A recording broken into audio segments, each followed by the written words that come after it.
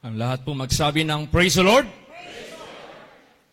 Yung inawit po nila, His Word will stand.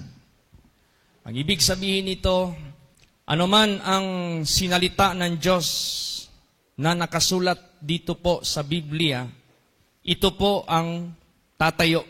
Ito po ang magpiprevail. Ito po ang magwawagi. Ito po ang mapupulfill. At sino man ang magdi-defy sa Word of God, it will never succeed. Sino man tao sa sanglibutang ito that will go against to the Word of God, it will never succeed. Hindi talaga magtatagumpay. Kaya nga sinasabi dyan, God will bring to nothing the understanding of the prudent and bring to naught and non-effect sa mga taong nagmamakatalino at ayaw sumang-ayon sa salita ng Diyos. Basahin po natin ano ang katibayan sa mga bagay na yan. Matthew 24:35. Praise the Lord. Heaven and earth shall pass away, but my words shall not pass away. Anong ibig sabihin nito? Kung ating tutuusin, napakatagal na ang sanglibutang ito. There are how many centuries already? And the earth that where we live still nandito pa rin. Yung araw, yung buwan, yung mga stars, planets, nandyan pa rin sila. Hindi mo basta-basta ito ma-move unless God will do it. Maliban lang kung gagawin ito ng Diyos. Ang sinabi ng Diyos, ang mga langit nandyan sa langit, at itong lupa ay mapaparang, mawawala, matatapos. Pero ang kanyang banal na salita, shall not pass away. What do you mean shall not pass away? Shall never, never fail to be fulfilled. Hindi at hindi magpi-fail na maganap at mangyayari. Kaya, therefore, ganun katibay ang kanyang salita. Heavens and earth, or heaven and earth may pass away, may fail, may come to an end, may be dissolved, ma-dissolve man, matunaw man. Pero ang kanyang banal na salita will not, hindi at hindi, magsisinungaling. Hindi at hindi, mababara ng ninuman kung ano ang kanyang sinalita, siya talaga ang mangyayari at matutupad. Basahin po natin. Matthew 5:18. Praise the Lord. For verily I say unto you, till heaven and earth pass, one jot or one tittle shall in no wise pass from the law, till all be fulfilled. Yan ang ibig sabihin niyan. Lahat ng kanyang mga sinalita, one by one, yan ay mangyayari. Yan ay matutupad. Walang anumang bagay dyan na sinabi niya na mag-fail. Ito'y isang tanda lamang that God is faithful to His word. Ito'y isang tanda lamang God will never tell you, tell me, tell us a lie.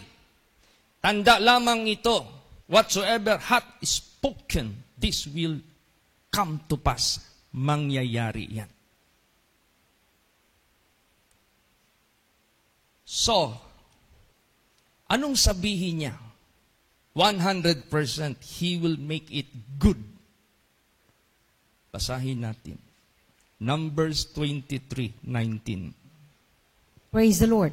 God is not a man that He should lie, neither the Son of Man that He should repent. Hath He said, and shall He not do it? Or hath He spoken, and shall He not make it good? Ang Diyos ay hindi katulad sa tao na nagsisinungaling, ni anak nga ng tao na magsisisi. Siya nagsalita at gagawin niya, hindi niya gagawin. Siya nagsalita, hindi niya ba ito gawing mabuti? Naalala niyo yung spaceship na rocket na nag-take off dito sa lupa? And it was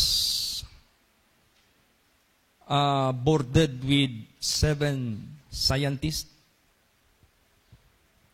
Nung nag-take off na ito, all the relatives of those personalities who were on board of that rocket going to the outer space for research purposes. Tapos habang nag-take off, ang saya-saya nila, naka-take off siya.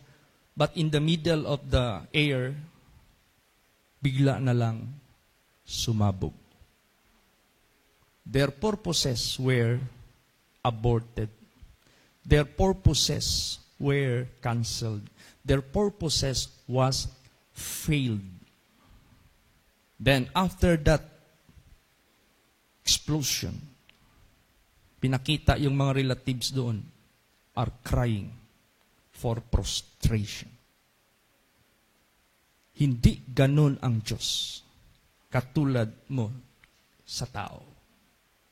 He will never fail sa lahat ng kanyang sinasalita.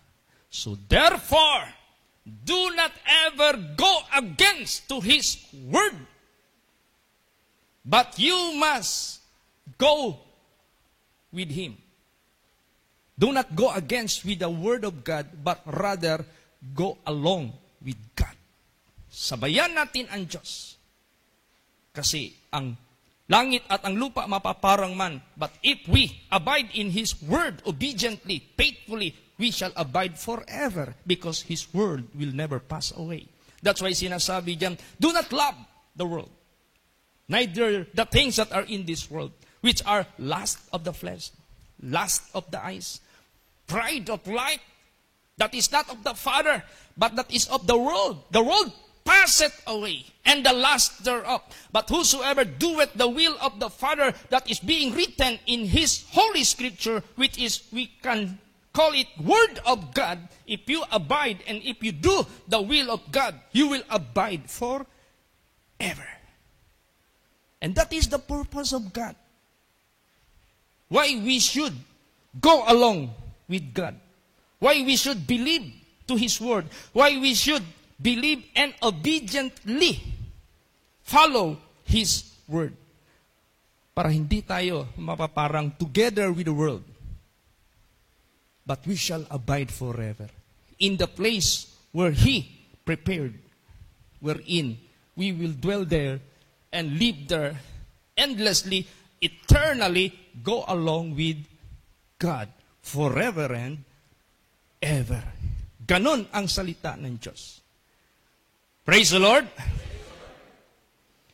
Kaya meron akong kinausap kanina sa cellphone. Nag-usap kami. Sabi ko, stop your relationship with someone whose wife is still living and he is married to that woman. Pag married yung lalaki sa isang babae at buhay pa, stop relationship with him. Because that is a single step of disobedience. Baka kung ma-develop kayo sa isa't isa, hahantong kayo sa pag-ibig na pinagbabawal ng Diyos. At baka hindi mapigilan yung pag-ibig nyo sa isa't isa, gagawa kayo ng mas malaki pang kasalanan. Stop it and let God work. Praise the Lord! You cannot please God if ever you step with a single step which He did not permit. Hindi mo ma-please ang Diyos. Nahahakbang ka ng isang hakbang, hindi naman pinapahintulot ng Diyos. That's why forbidden. If you do what is not permitted by God, kung gagawin mo ang hindi pinipirmit ng Diyos, you are trying to pick up the forbidden fruit. And God said, if you eat that forbidden fruit, you will die. You will die. Tingnan mo yung pastor. Di ko lang sabihin yung ano. This is true story. Pastor, like me, may member dyan na attractive. May asawa ko, may husband siya. Pero meron kaming secret na pagkikita or secret conversation na develop yung pag-ibig namin sa isa't isa. But the problem is, I have my wife, she has her husband. Hindi na mapigilan yung pag-iibigan namin sa isa't isa kahit pinagbabawal ng Diyos. Hindi kami nakinig sa pinagbabawal ng Diyos. We continue in our forbidden relationship until such time we together did decide. In order to legalize our marriage, let us kill first your husband. And after killing your husband, I will kill my own wife. Bakit hahantong sila sa ganong klaseng heinous crime? Because they did step in a single step in a wrong direction. Oh, so if you are already stepping even a single step in a wrong direction, cut it off. Go back where Jesus Christ, where God is giving you the right move, the right way. Praise the Lord. Do not ever go against with the Word of God, because you cannot defy the Word of God. So anong nangyari? Nilason ng babae yung husband niya. Yung bubog, pinowderize, sinalo sa pagkain, kinain, nabutas ang bituka ng husband niya, patay. Yung lalaki na naman, yung pastor, kunwari, nagkontak siya ng mga hard killer. Hoy, kunwari, pasukin nyo kami as mga robbers. Tapos, siguraduhin nyo lang, ako at mga anak ko, ikulong nyo kami sa CR, kunwari, yung wife ko, kayo na bahala. Ni-rape pa yung wife niya, pinatay pa. Anong nangyari? Namatay yung husband niya, namatay yung wife niya. Pero hindi sila masaya kasi na-trace up yung kanilang plano. You see? Kaya, sabi ko, putulin mo.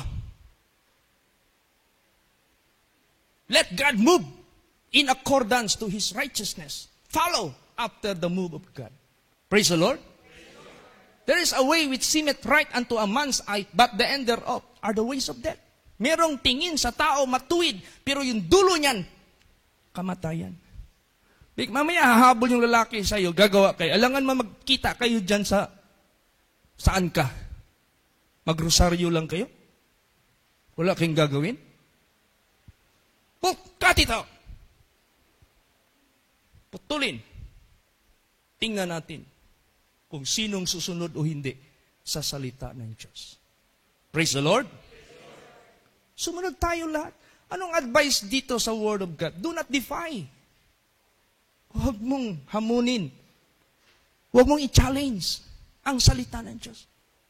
Walang maging successful niyan sa buhay ng tao sa sanglibutang ito.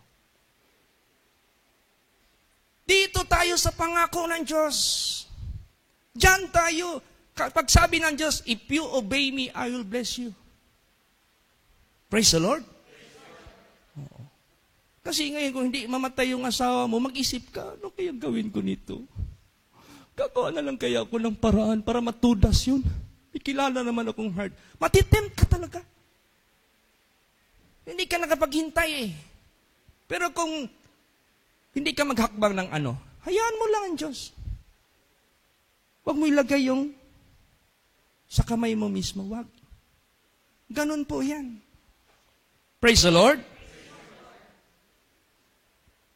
Mabuti sana kung dumating kayo dito kay Jesus, yun na ang status ninyo.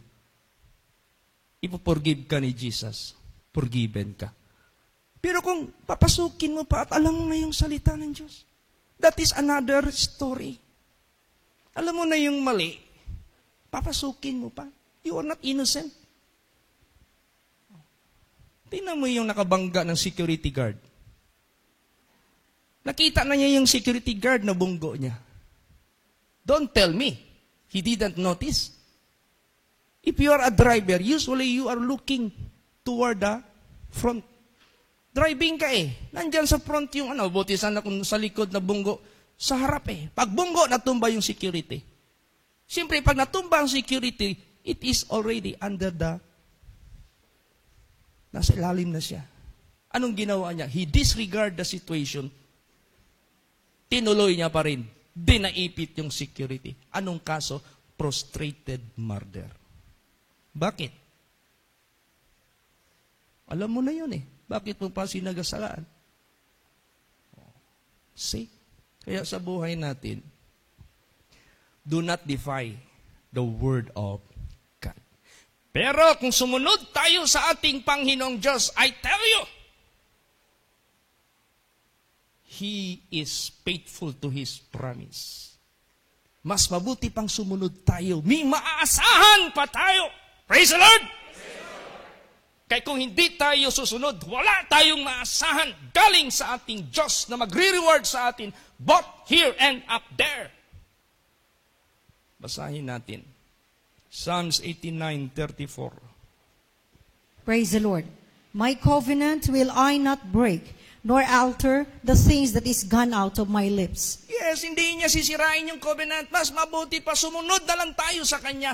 And what He promised, believe it, claim it, and God will never fail nor break His covenant. May kasiguraduhan ka pa. Why? It is not a man who did promise, but it is God who promised it. Ang Diyos ang nangako sa iyo. If you are just obedient, faithful sa Kanyang word, do not ever go against with the word of God. Meaning to say, do not ever destroy or violate His commandments. Praise the Lord. Sunod lang po tayo. Alam mo kasi, pag nag-utos ang Diyos at gi-violate mo, hindi pwede. Walang mangyayari. Because God will stand according to His word. Pag sinabi niya, I will curse you if you disobey me. Pag nag-disobey ka at hindi ka na-curse, lumalabas ang Diyos ay sinungaling. Lumalabas ang Diyos is not true and faithful to His statement or to His word. Sinabi dyan heaven and earth may pass away. But my word shall not pass away. All that are being written in the Holy Scripture, even a single dot or whatever being stated, written, spoken by God, what being written in the Holy Scripture, even a single word, it will never unfulfilled. Hindi yan na maging unfulfilled. Praise the Lord. So tayong lahat, pagtibayin natin ang ating pananaw sa Diyos. Pagtibayin natin ang ating pananampalataya sa Diyos. Pagtibayin natin ang magandang relasyon natin sa ating Panginoon Diyos. Masira ng relasyon natin sa tao. Huwag lang masira ang relasyon sa Diyos. Praise the Lord. And after all, God will fix your life with a very good relationship. Let God fix it for you. Let God do it for you in His own way. Praise the Lord. Perfect submission, perfect delight. You want to delight, to be happy? Perfect submission. Hindi kay partly submit ka, partly hindi ka nag-submit. It cannot be. That is not perfect submission. Perfect submission ang kailangan ng Diyos sa atin. Praise the Lord. Kayo mga babae, pag kilala niyo yung lalaki, buhay pa yung asawa kahit separated. Huwag kayong yung ma-develop yung feeling ninyo. Do not ever step with a single step in a wrong direction. Huwag. Nakakatakot yan. Ang daming tao sa mundo na walang problema. Ba't papasukin mo pa yung may problema? Para ka nagpukpok ng bato sa ulo. Tapos sabi mo, yung kasi ang pitik ng puso ko Huwag mong sundin yung puso mo. Sundin mo yung puso ng Diyos. Praise the Lord. Kasi pag sundin mo yung puso mo, ililigaw ka talaga niyan. The heart is deceitful above all things and desperately wicked. Who can know it? I, the Lord. God said, I, the Lord, that searcheth the heart, and I, the Lord, that give everyone according to his work. So, ibig sabihin yan, may nakakaalam sa lahat what is right and what is good or what is wrong. Huwag kang maghakbang ng mag-go against ka sa Word of God. Kasi lahat yan, that will stand, mangyayari at mangyayari talaga yan. Nagpadala ang Diyos ng salita. Commandments, statutes, lahat na. Ano yun? Commandments, statutes, law. Ano yun? Righteousness of God. Ano yun? Holiness of God. Ano yan? Character of God. That is how He asks us to believe and to do His righteousness and His holiness. Do not go against it, because if you go against it, that is already way of ungodliness. That is already way of unrighteousness. That is already way of wrong direction. Kasi pag nagsalita ang Diyos, nag-utos ng Diyos, yan na. Hindi yan babalik sa Kanya na walang kabuluhan. Basahin yan. Isaiah 55:11. Praise the Lord. So shall my word be that goeth forth out of my mouth. It shall not return unto me void, but it shall accomplish that which I please, and it will prosper in the thing whereto I sent it. You see? Ang aking salita na aking binitawan saan mang dako sa sanglibutang ito, hindi babalik sa akin na walang kabuluhan. Magkakaroon ito ng katuparan kung saan ko ito pinadala. Alam nyo kasi minsan, I met a girl or a lady sa barko. Nung nagsakay ako ng barko from Cagayan de Oro City going to Cebu City, ag-iisa lang ako noon. Pagsakay ko, may babae dyan na nakatingin sa akin. And she recognized me as a pastor. I don't know why. Hindi ko naman siya kilala. I never met her, even at once. Only that moment. She smiled at me. Kasabay ang salita niya. Pastor. Kasi pagtingin ko sa kanya, parang iba yung na-discern niya sa akin, the way I look at her. Kasi bakit? Grabe yung mga tato, mga burluloy, lahat. Makita mo talaga yung para na siyang nagmumukhang prostitute. Nag-smile siya sa akin. Hal, Pastor, di ba sinabi naman sa Bible na kahit hindi tayo magsunod, faithful pa rin ang Diyos sa kanyang pangako. Sino kayong pastor niyan? Bakit tinuruan yung membro na niya ganun? Kahit hindi tayo magsunod, God is still faithful to give you eternal life. Yun ang gusto niyang paratingin eh. Sinagot ko siya. Hindi ko siya sasagutin. He will remain deceived. O she will remain deceived. Sinagot ko siya. Did God promise eternal life for all sinners who did not repent and turn away from their wicked ways? Nangako ba ang Diyos ng buhay na walang hanggan sa mga makasalanan na hindi nagsisi, hindi nagtalikod? If you remain a sinner or unfaithful, did God promise eternal life? No. Hindi po. Anong verse ang binasihan niya? Ito. Basa.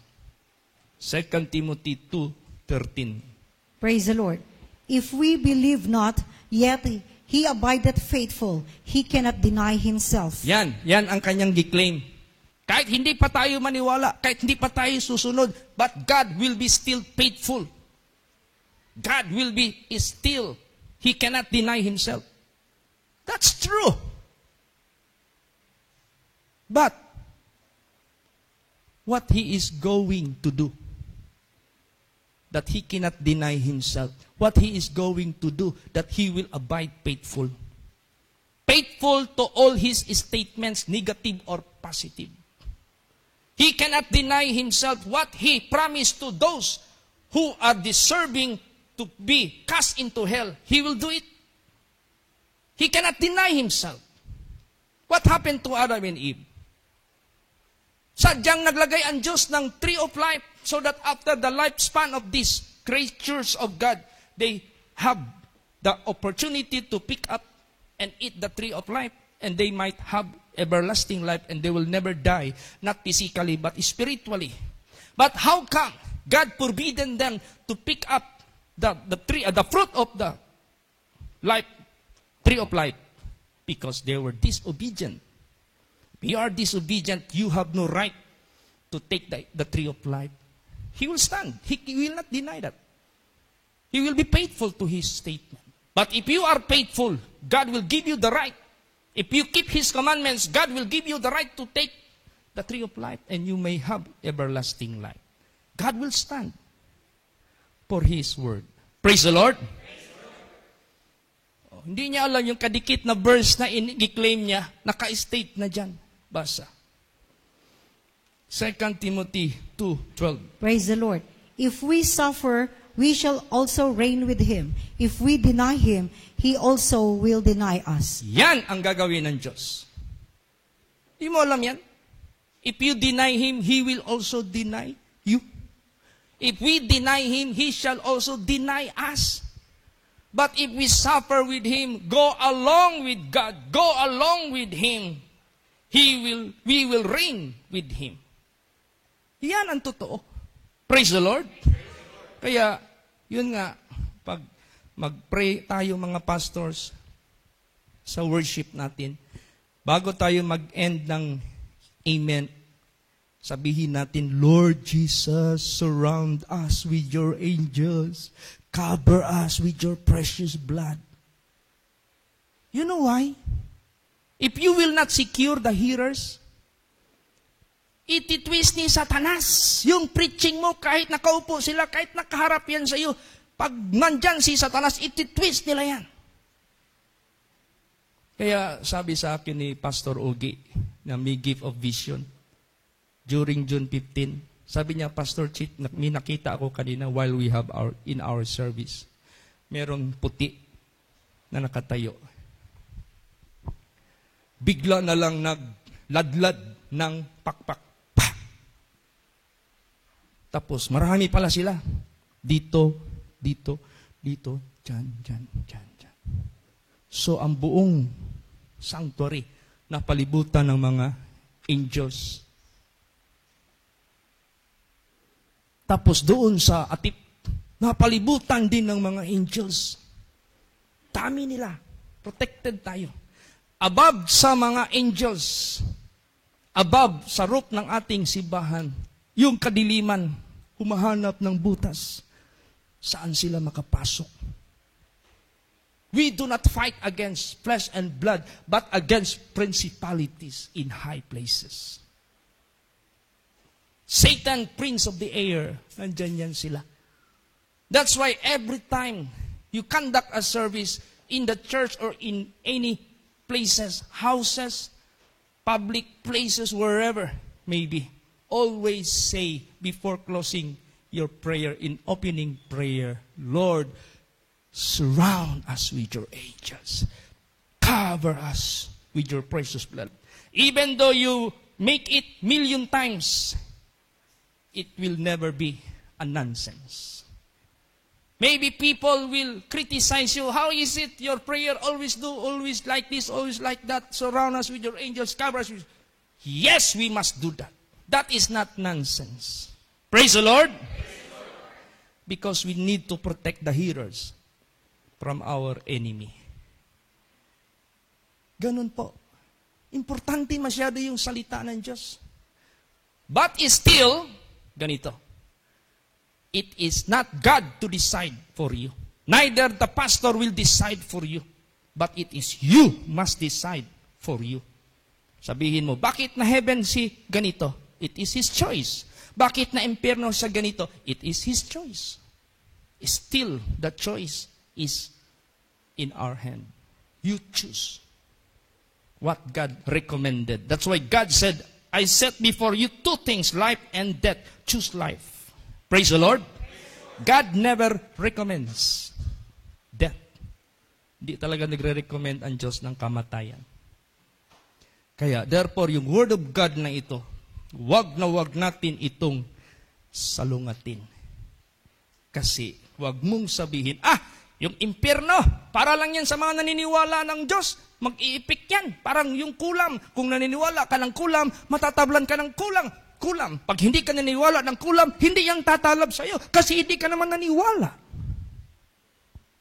Huwag tayong maniwala na may impyerno para hindi iipik yung impyerno sa atin. Magsaya lang tayo. Gagawa lang tayo ng gusto natin. Hindi tayo may impyerno, hindi tayo naniwala eh. Di ba? If you believe not, He will remain faithful. He cannot deny Himself. It doesn't affect the Word of God. Praise the Lord! Hindi yan magkakaroon ng void yung Word of God na sinabi ng Diyos. Hindi. Kaya, therefore, ang lahat makinig, magbasa, you go along with the Word of God. Do not go against with the Word of God. Di nyo ba alam? What Jesus said, heaven and earth may pass away, but my word shall not pass away. There will be an appointed time for that to be done, na mangyari yan. Nagbigay na ang Diyos ng knowledge at saka yung pasiuna. That's why the Bible says, I will declare the end from the beginning. Ihahayag ko yung katapusan mula sa panimulain. And the things that are not yet done. And I, the Lord, will do this with my pleasure. Praise the Lord. Nobody can hinder it. So basahin natin, ano ang future nitong mundo at lahat nandyan sa kalangitan. Basa. Isaiah 34 verse 4. Praise the Lord. And all the host of heaven shall be dissolved, and the heavens shall be rolled together as a scroll, and all their host shall fall down as the leaf falleth off from the vine, and as a falling fig from the fig tree. Yan. Why is it there is moon? Why is it there is sun? Why is it there are stars? Why is it there are planets? Why is it there is earth? This is only good for the human which He made. When the human being will be over, all these things will be rolled and liligpitin niya. Wala na yung beneficiaries. Tayo lang yung nag-benefit. Di nyo ba alam yung sun na yan? Binasa ko yung health matter. Number 1, nagbibigay ng good health is sun. Tingnan mo yung tao na hindi lumalabas ng bahay, namumutla. Kulang ng energy. Ang sun ang number 1, nagbibigay ng... Tingnan mo yung testimony ni Pastor Tam.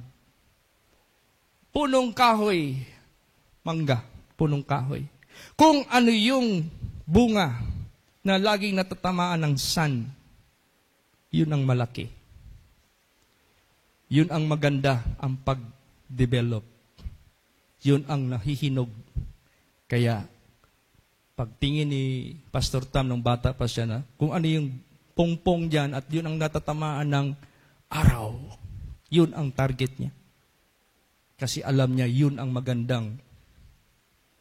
Oh. Ganon din sa mga tanim. Pag hindi ka na natamaan ng araw, wala. Hindi ka tutubo. Kaya ganon. Lahat yan ginawa para sa benefit natin. Kung wala ng tao, i-end na niya, wala na ililigpitin, di ba? Rolled together as a scroll. Oh, yung Bible noon, written sa scroll. Paano mo ba yan basahin? Ganunin mo. I-spread mo. Pagtapos na, i-roll mo naman. Hindi mo na gamitin eh. Ito ngayon, yung itong buong kalangitan that is being made by God purposely for our benefit. Ganun lang yan, pero may ano yan. May effect yan. Yung tinatawag na collaboration. Kaya nga yung mga Japanese, mahilig sila sa nature. Pag may gagamba, hindi pinapatay. Pag may butterfly, hindi pinapatay. Because they believe in ecology. Ecology. What is ecology? Balance. May mga function yan sila. Huwag mo silang. They were made by Creator for such task and function. Kaya ang pinakamahabang buhay na lifespan sa buong mundo, Japan. They learn it by the wisdom of God.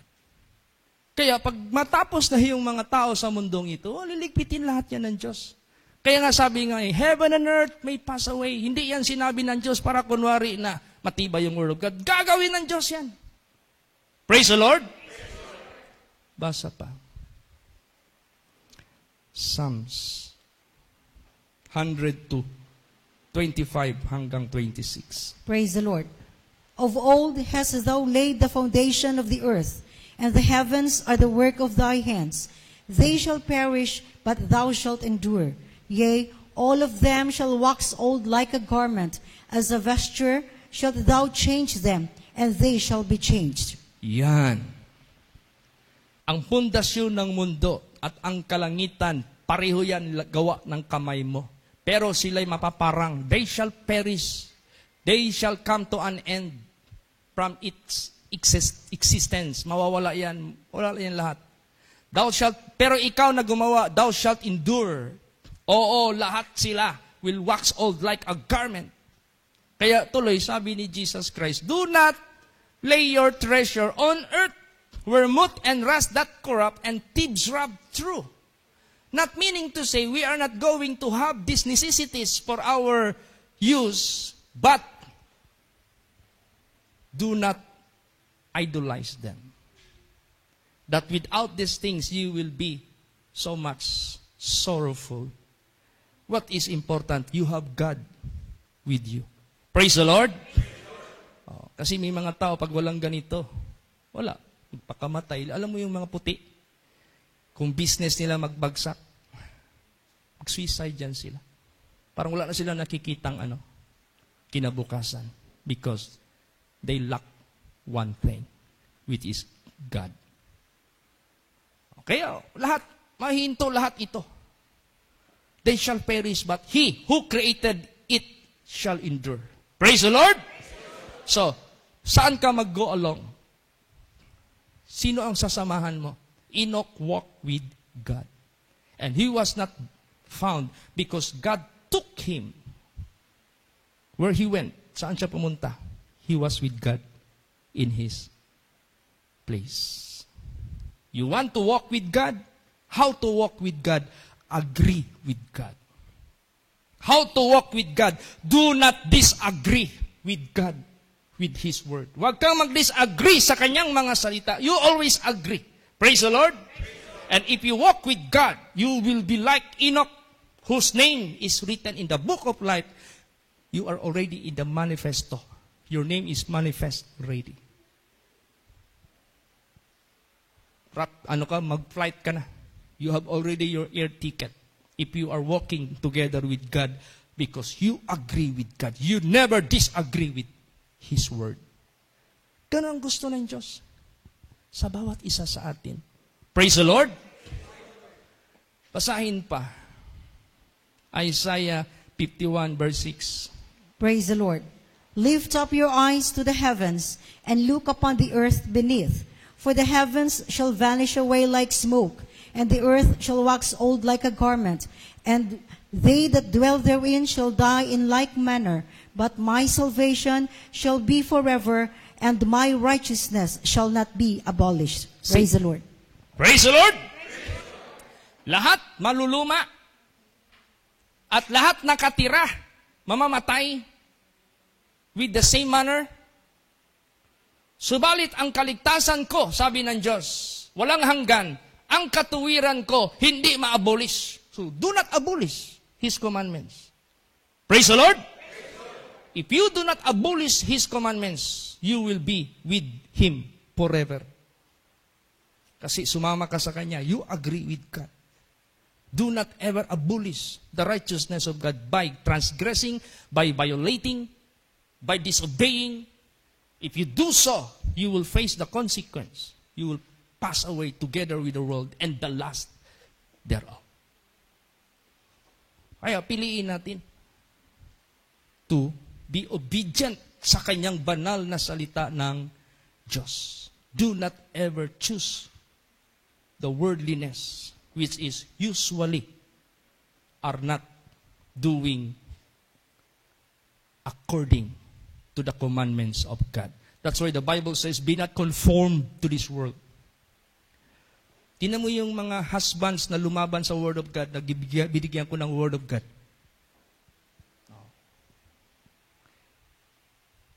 Kahit ano pang kurso mo, ano pang natapos mo, ano pang yaman mo, ano pang status mo sa sanglibutan ito, pag binunggo mo na yung Word of God na yan, you do not fight a preacher, a pastor.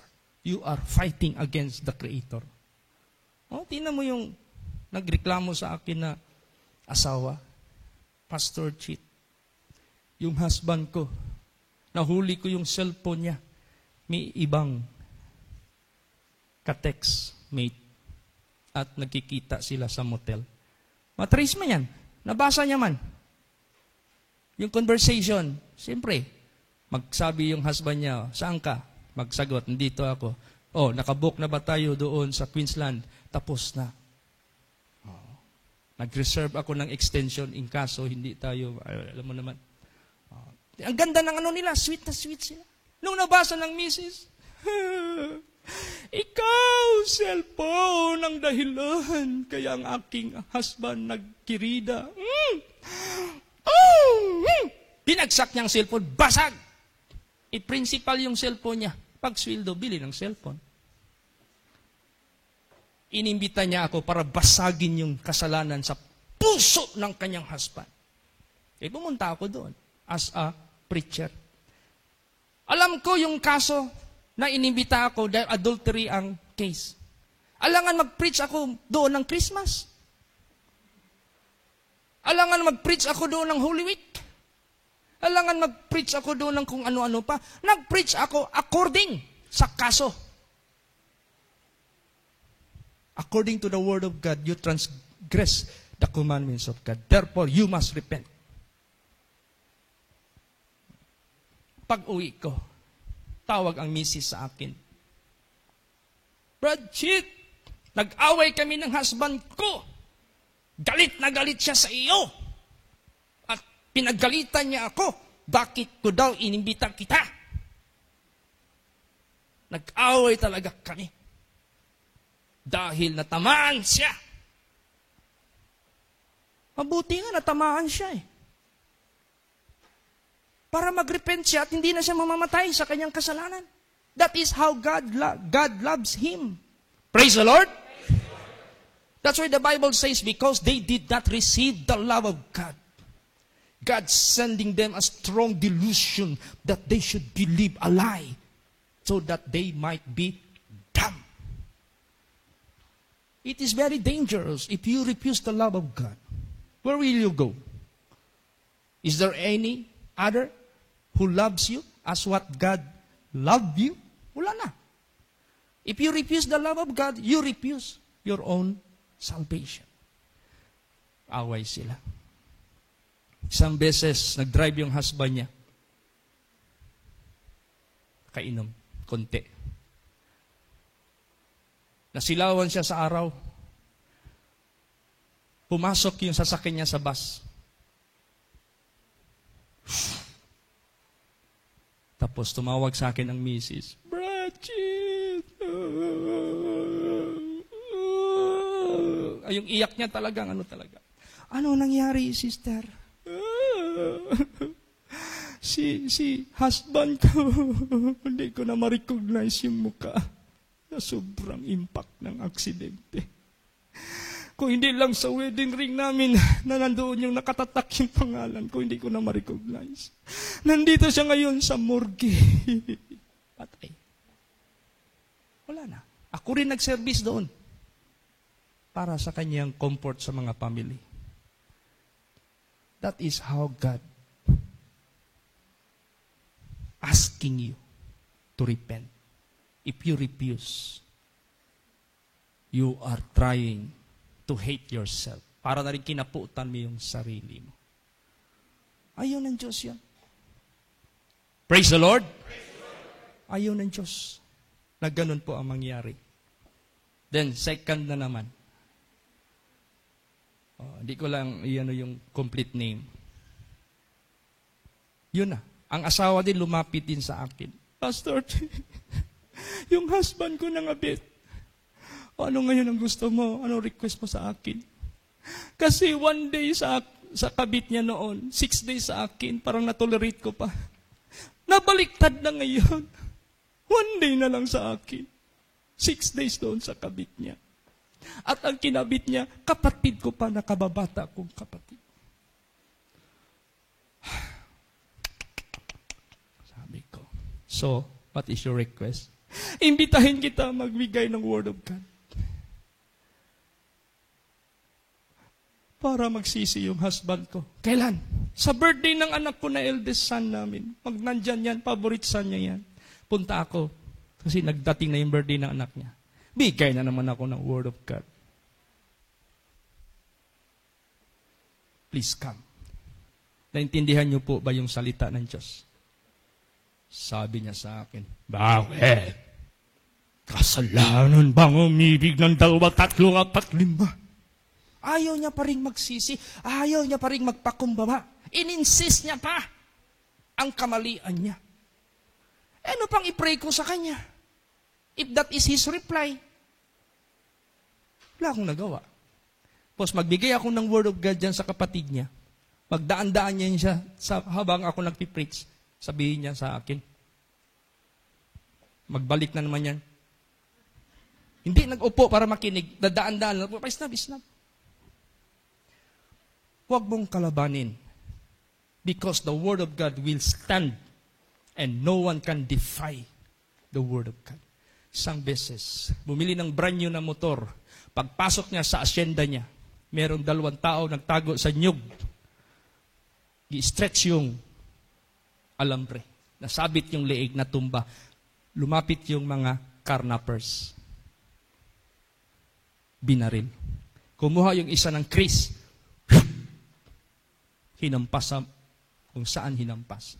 Nung gibalsa mo na, sinabihan yung asawa, Ma'am, nagtaka kami sa inyong patay na husband mo. Kasi sa lahat ng katawan niya kumpleto, may isang nawala. Ano yun? Ano yun po? Yung dila niya na missing. Yun man ang nagsabi, bakit?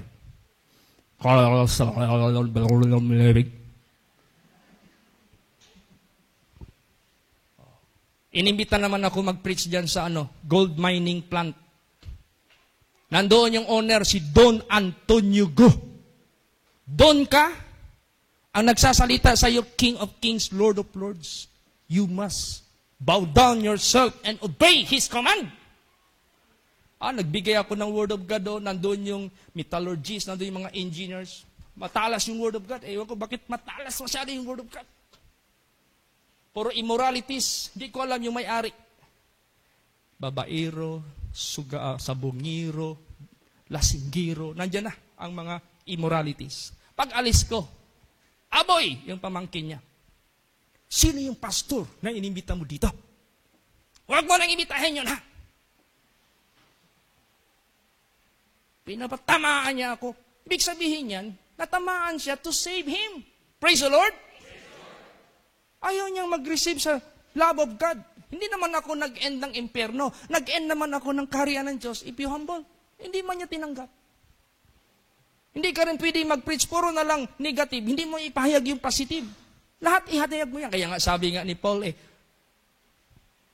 I am not ashamed of the gospel of Christ, for it is the power of God unto salvation. So you are declaring the salvation of God to them that believe, Jew or Greek. Then, sabi niya, but the wrath of God is revealed from heaven against all ungodliness, all unrighteousness of men who hold the truth in unrighteousness. So, ang hinahayag ni Paul, salvation and destruction from God. Praise the Lord. Praise the Lord. Choose salvation. Pag-uwi ko, sinabihan ako ni Aboy, Brad Chit, galit yung uncle ko sa akin at sa iyo. Sabi ko, never mind, Brad Aboy. Ang dinify niya, hindi tayo, ang Diyos. Balita ko, bumagsak yung gold plant. Siya ang pinakamalaking gold plant sa Tibuli. Bagsak. Tapos yung asawa niya, hiniwalayan siya. Ngayon, nagpatid na lang daw ng lata doon sa Manila. Si Don Antonio ko. Do not defy or despise the love of God. Praise the Lord! Kaya sa buhay natin, no one is righteous, no, not one. And yet, God did not kill us. But He gave us a chance to repent, to turn away from our wicked ways. Because He is not willing that any of us shall perish because of sin. But all must come to repentance and be obedient to His word. So that the word is forever, you will be forever also. Praise the Lord! Ganon po. Yung experience ko, totoo ito lahat. Hindi yan magsisinungaling. Magpakailan pa man. Kaya ano pang hinihintay natin? What are you waiting for? Ano pang hinihintay mo? God is open for everyone to be accepted. That's why Jesus said, Him that cometh to me, I will in no wise cast out. But when you are already in the grave, there will be no more repentance, neither bad works or good works. All you have to do is to face the judgment day of God where you ended. That will be your status. Pag na-end ka sa kasalanan, diyan ka na, hindi ka na matanggal diyan, hahatulan ka sa kasalanan. Kaya ang Diyos cannot judge us while we are still alive. Unless yung second coming niya. Why? We are subject to change. That's why ang Diyos, pag namatay ka, God, that's the time He will judge you because that is final. Praise the Lord!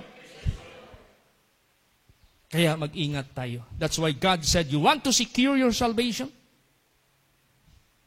You must endure unto the end, faithful. You want to secure your salvation? You must faithful unto death. And you will receive the crown of life. Praise the Lord! Huwag magkumpiyansa. Yun nga, katulad nung nag-preach ako sa Manila, may nag-advise sa akin. Brad Chit, bata ka pa pala, 20 anyos ka pa. It's not time for you to serve God. Enjoy ka muna. Tsaka ka na mag-serve sa Panginoon pag sawa ka na. Bakit? Habang nag-i-enjoy ka, wala bang namamatay dito na habang nag-i-enjoy? Dami kaya. Hindi mo malam. Sudden destruction happen upon you. So in order to secure your life, today is the day of decision. Now is the accepted time. Not tomorrow. Because tomorrow you do not know you are still alive. Praise the Lord. Tomorrow it's too late. Do not boast for tomorrow. Because you don't know what it may bring forth. Now is the time of decision. Now is the time of accepted time in God. Decide now.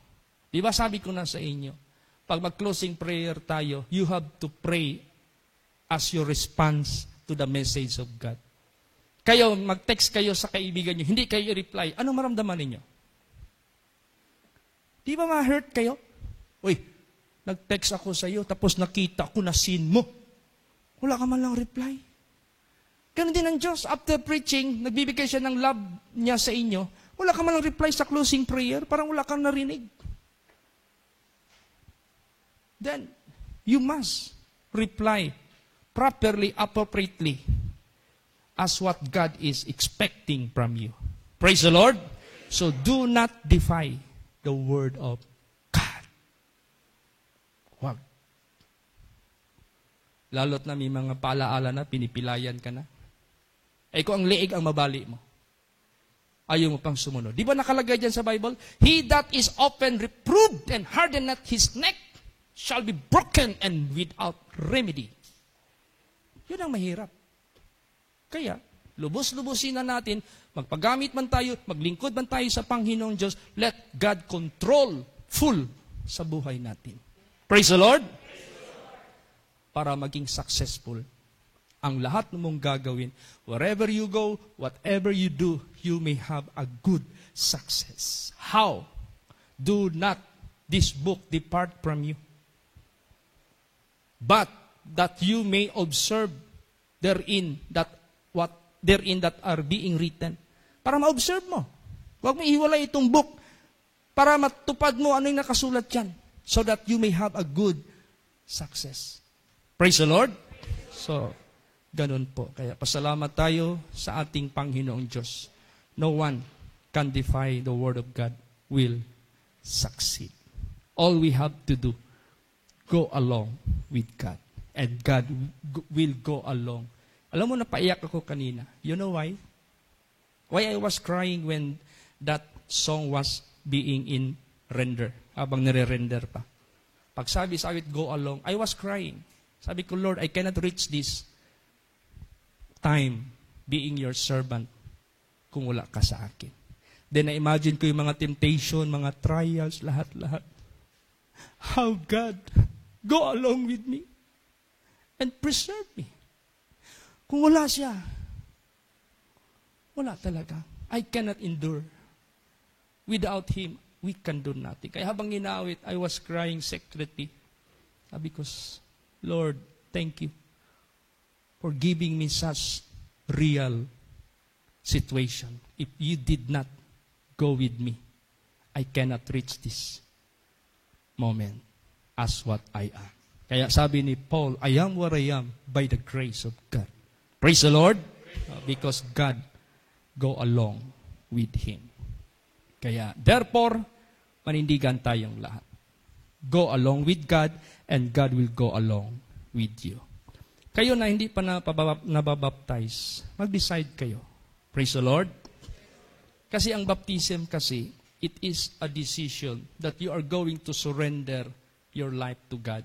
And you will fulfill all righteousness of God. Bakit minsan hindi ka magpabaptize? Meron ka pang nire-reserve eh. Tulad nung tao doon sa Malaysia. Pastor Chit, pwede akong magpabaptize pero meron akong kondisyon. Ano yun? Pag ilubog mo na ako sa tubig, pwede ba itong kanang kamay ko hindi ko isama? Kaliwa lang. Sabi ko, anong ibig sabihin yan? Kasi kung magpabaptize ako sa holy place, ito lang kaliwa na kamay. Holy place. Pero itong kanan, holy field. License pa daw magsuntok. Sabi ko, if you do that, stop making a decision to be baptized. That is invalid. Because if you go into baptism as what Jesus said, John the Baptist baptized me. John said, I ought not to baptize you, but you should baptize me. Sabi ni Jesus, suffer it to be so now. For thus becometh us to fulfill all righteousness. Pag magpabaptize ka, you are bound to fulfill all righteousness. Hindi partial. Kaya mag-decide na kayo. Isurrender nyo na yung buhay nyo, all righteousness. Isurrender nyo na. Praise the Lord. Don't remain undecided. Neutral it cannot be. Sakay ka ng sasakyan, start ka ng engine. Brand new yung sasakyan mo. Gusto mong pumunta doon sa Mintal para magbili ka dyan sa bagong mall. Ano yung bagong mall dyan? Vista Mall. Meron kang bibilhin doon sa All Home. Hindi pa ako nakapasok dyan eh. I-start ka ng engine mo. May gasolina ang engine mo. Brand new ang engine mo. Tapos yung kambyada mo naka-neutral. Idiin mo yung accelerator. Hindi yan magtakbo. That's why neutral it cannot be. What is neutral? Another word of neutral, undecided. Undecided. Neither forward nor backward. Naka-neutral, undecided. Huwag kang manatiling undecided. The Word of God has been preached to you for a long time already, and yet you remain undecided. What are you waiting for? Are you waiting for the unexpected to be happen sa buhay mo, in which no more solution? While the solution is yet available, grab it. Praise the Lord. Sunggaban mo na. Don't let it slip out of your hand. Huwag mong ipadulas, mawala sa kamay mo. Kaya ako nanaginip ako eh. Sarap ng panaginip ko kasi bumubukas daw ako ng yung kaba na old, binuksan ko daw. Puno daw ng alahas. Diamonds, gold, grabe treasure. Sabi ko daw, damang-dama ko talaga sa kamay ko. Damang-dama ko rin sa bulsa. Allah. Sabi ko, meron na akong pampaayos sa simbahan, meron na akong pantayo ng kung ano-ano dyan, pantulong. Paggising ko, ang unang kumilos, yung kamay ko, kung nandun ba yung bakanti man. Panaginip man pala. Oh, tingnan mo yan, nawala bigla, parang bula. Ngayon, ang kaligtasan, available. This is not a dream. Praise the Lord. Oo. Kaya minsan, pag magtayo ako dyan, sabi ko, tumitingin ako sa development dahan-dahan. Pinaganyan ko yung mukha ko. Am I dreaming? Or this is real? Real pala. Praise the Lord. Hindi ba ka panipaniwala? This is not a dream. This is real. While the salvation is available, huwag mo nang pakawalan. Praise the Lord. Yan ang gusto ni Jesus. Do not ever go against with the love, with the word of God that offers salvation to all. Praise the Lord. Thank you very much. And sino po, may bisita po tayo? First timer. Ali po, anhin mo dari.